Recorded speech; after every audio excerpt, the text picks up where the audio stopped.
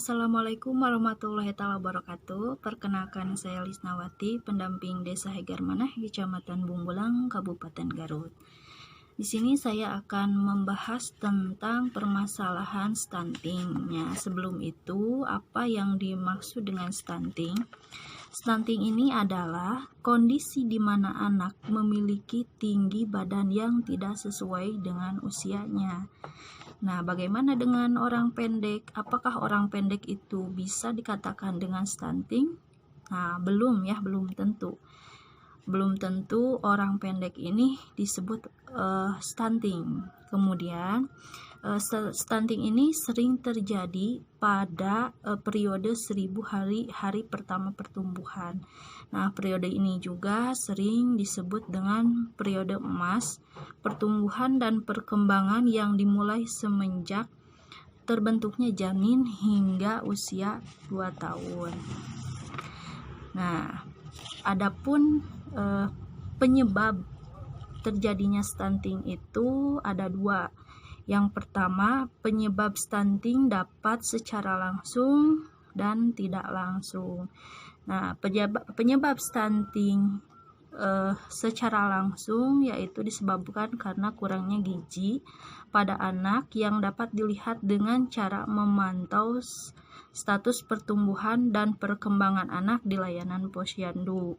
Nah, selain itu dapat disebabkan oleh diare, kemudian infeksi saluran pernapasan, dan cacingan.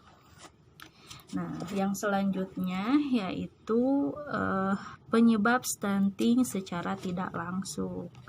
Nah, itu penyebabnya karena kurangnya pemberian stimulasi atau rangsangan serta kebersihan diri dan lingkungan yang buruk. Nah, jadi ada 2 penyebabnya. Selanjutnya yaitu penyebab stunting itu dapat terjadi karena kurangnya gizi, seperti kurangnya gizi seimbang ya. Kemudian kedua, kurangnya imunisasi, terus tidak mencuci tangan menggunakan sabun, tidak BAB atau BAK di jamban sehat, kemudian tidak melakukan stimulasi atau rangsangan terhadap anak, dan tidak datang ke posyandu atau layanan kesehatan. Nah, itu penyebab stunting ya. Karena kebanyakan ibu-ibu di sini ya atau KPM itu tidak mementingkan layanan kesehatan. Seperti ibu yang mempunyai anak itu jarang datang ke posyandu. Nah, ini salah satunya bagaimana terjadinya stunting ini, karena ya ketidakpedulian lah itu.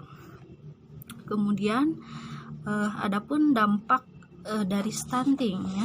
Dampak dari stunting ini dipengaruhi oleh beberapa faktor ya. Yang pertama yaitu mempengaruhi terhadap pertumbuhan anak sehingga terlambat, di mana tinggi dan berat badannya tidak sesuai atau di bawah angka rata-rata pertumbuhan anak. Kemudian daya tangkap anak kurang maksimal, terus prestasi anak di bidang akademi juga kurang baik. Kemudian anak cenderung pendek dibanding teman sebayanya dan anak mudah terserang penyakit. Nah, itu ya dampaknya. Selain itu juga sering dikenal dengan sebutan 3G. 3G itu apa? Yang pertama adalah gagal tumbuh, gagal berkembang, dan yang ketiganya itu adalah gangguan metabolisme. Nah, apa yang disebut dengan gagal tumbuh itu ya? Gagal tumbuh itu adalah suatu kondisi pada anak yang ditandai oleh kenaikan berat badan yang tidak sesuai. Berat badan yang tidak naik atau bahkan turun dibandingkan pengukuran sebelumnya berdasarkan grafik pertumbuhannya. Kita sering membawa anak kita ke posyandu dan di dalam buku KIA ya ada itu grafik. Nah, grafik pertumbuhan yang di sana itu tiap bulan itu kita membawa anak itu untuk ditimbang berat badan dan diukur tinggi badannya. Nah, jika naik berarti itu berkembang, tumbuh ya. Tetapi jika ke bawah, misalkan ya ke bawah, nah berarti itu gagal tumbuh disebutnya ya. Nah, maka dari itu orang tua perlu terus memantau perkembangan kenaikan berat badan anak. Nah, jika berat badan dan anak itu tidak naik atau cenderung turun di bulan sebelumnya, nah perlu kita mewaspadai kemungkinan anak terkena gagal tumbuh itu ya. Begitu. Kemudian yang kedua itu gagal kembang. Nah, apa yang dimaksud gagal kembang? Gagal kembang ini yaitu kegagalan tumbuh kembang anak pada anak yang baru lahir sampai dengan usia 2 tahun. Berkaitan dengan kondisi ini, di mana anak mengalami keterlambatan atau tertahannya pertumbuhan fisik tumbuhnya sehingga perkembangannya sering dinilai tidak normal gitu. Umumnya kegagalan pada tumbuh kembang ini disebabkan oleh kebutuhan nutrisi yang kurang dan stimulasi gitu ya, kurangnya stimulasi pada anak dan pemberian nutrisi makanannya juga kurang. Nah, yang ketiga yaitu gangguan metabolisme. Nah, apa yang dimaksud dengan gangguan metabolisme ini yaitu kelainan medis yang mempengaruhi produksi sel tubuh anak. Ya, umumnya kelainan genetik mengakibatkan gangguan pada metabolisme sehingga zat pertumbuhan dan perkembangan yang berperan dalam metabolisme sel hilang atau rusak. Nah, selain itu dapat juga diakibatkan oleh makanan, racun, infeksi dan lain-lain gitu.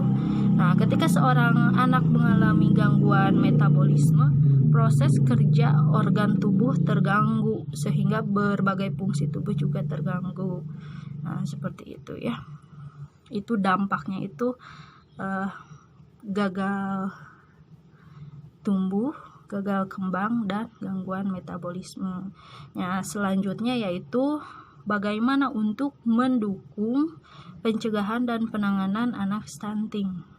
Nah, ada beberapa pesan penting ya, yaitu yang pertama itu harus memperhatikan gizi anak dalam 1000 hari pertama kehidupan dimulai sejak masa kehamilan hingga anak berusia 2 tahun.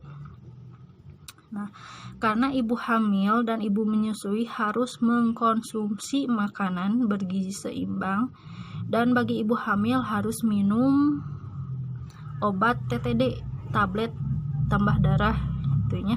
Selain itu harus memeriksakan kehamilannya setidaknya 4 kali selama kehamilan ke posyandu atau bidan agar terjaga kesehatan ibu dan anaknya.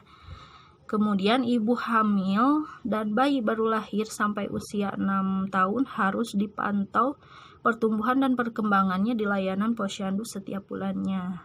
Ya, harus dibawa, diukur tinggi badannya, kemudian berat badannya ditimbang dan diberikan imunisasi gitu.